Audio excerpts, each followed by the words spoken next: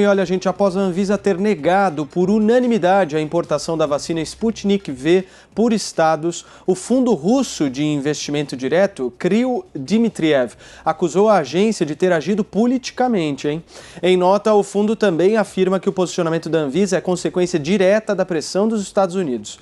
Na decisão desta segunda-feira, os técnicos da agência citaram a falta de dados sobre o imunizante e o risco de doenças por falhas na fabricação de doses. Os russos, no entanto, alegam que as questões levantadas pela Anvisa não têm embasamento científico e não podem ser tratadas com seriedade na comunidade científica e entre os reguladores internacionais. Ô, Amanda, temos que confiar na Anvisa ou não?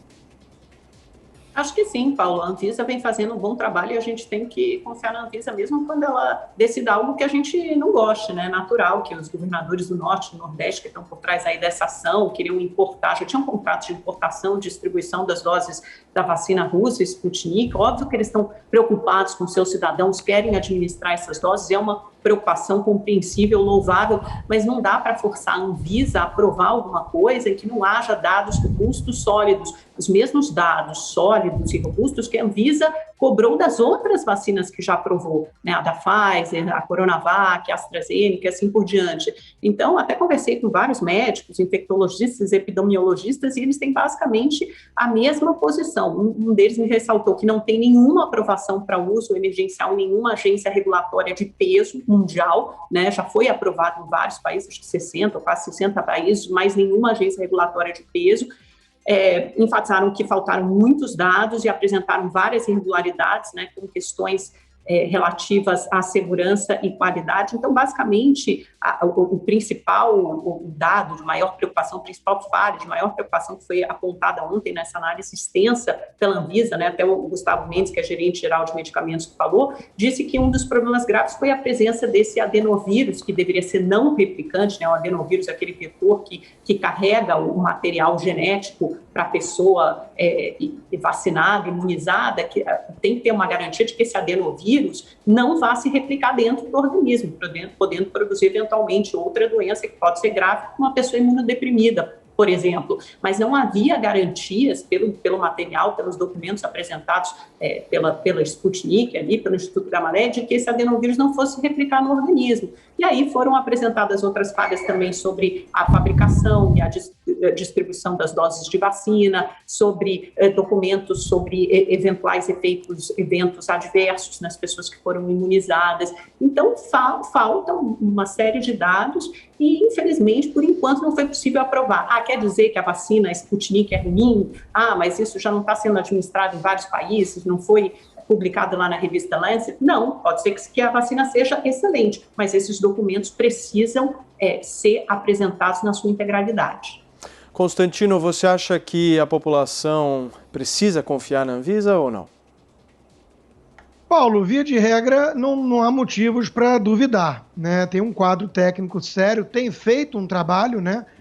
Sob muita pressão no início, ou suspeição se seria politizado ou não esse trabalho, mas acho que tem mostrado independência, um quadro técnico e conseguiu aprovar em tempo recorde, em caráter emergencial, algumas vacinas que estão liberadas no país. Essa discussão toda envolvendo a Sputnik nos lembra algumas coisas que são normalmente ignoradas nesse pseudo-debate, né, sobre a pandemia. Primeiro, que as vacinas, assim como os remédios usados no chamado tratamento preventivo, precoce, imediato, o que for, são experimentais. Né?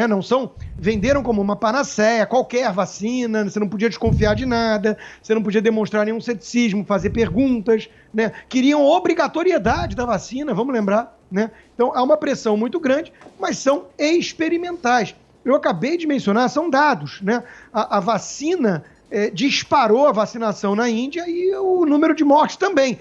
É causa e efeito? Não sei, provavelmente não.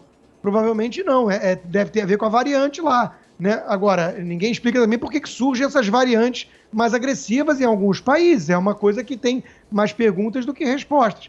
Mas o fato é que a gente só vai ter uma vacina para esse vírus que vai continuar entre a gente, mais confiável, segura, eficaz, ao longo de algum tempo, né? Os processos normais de vacina, de produção de vacina, costumam levar 5 anos, 6 anos, nós fizemos em 1.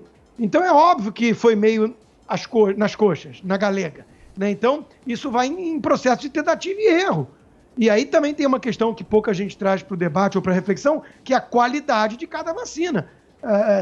Usam tecnologias diferentes, são países diferentes, tem países que têm mais transparência e rigor, e tem países que são autocratas como a Rússia, ou ditaduras opacas como a China, e que a gente sabe que se acontecer algum problema não vai ter o mesmo tratamento, os mesmos holofotes que teria nos Estados Unidos ou na Inglaterra. Tudo isso é relevante para o debate, né? Então, isso é deixado de lado. A Anvisa, que tem um quadro técnico, decidiu por unanimidade, isso também acho que tem um peso, né? E principalmente pela questão que a Amanda trouxe, do adenovírus e replicar ou não, e da questão também de transparência, inclusive dos dados para análise, né? Então, assim, nós temos que levar em conta aqui que existe um dilema, um trade-off. As pessoas querem vacina, via de regra, tem gente que não quer, e acho que precisam ser respeitadas também, né? Na França, na Alemanha, tem muita gente que não quer tomar vacina. Isso precisa ser respeitado.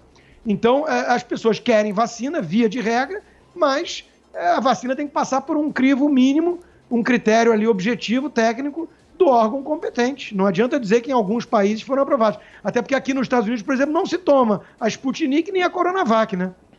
Ô Serrão, você acha que as vacinas foram feitas muito rapidamente? Foram feitas muito rapidamente porque tinham que ser, né? A pandemia, o pandemônio, foi uma emergência global. Agora, volto ao ponto que toquei ainda há pouco. Vacina é um dos negócios hoje mais lucrativos do mundo. Vejam o caso dessa vacina russa. Ela é bancada por um fundo de investimento. Fundo de investimento, pelo que eu humildemente sei, não é obra de caridade. O objetivo dele é gerar lucro.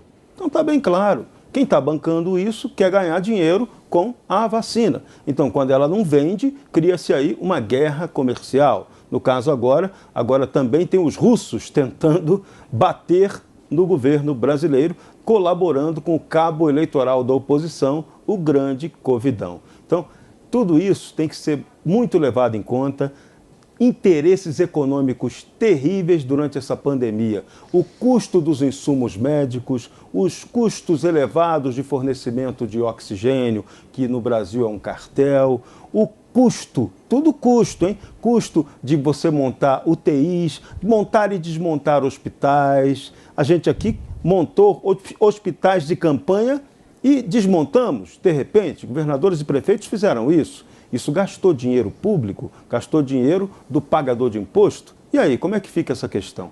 Então, tudo tem que ser tratado com muita seriedade. Como é que são, o governo brasileiro, na CPI vai poder mostrar, como são esses contratos certamente leoninos que os fornecedores de vacina oferecem aos governos, não só ao nosso, mas a todos, não dando nem garantia de que se aquela vacina vai fazer mal ou não à população. Então, isso tudo tem que ser tratado com muita transparência. Essa crise agora exige transparência e seriedade da informação.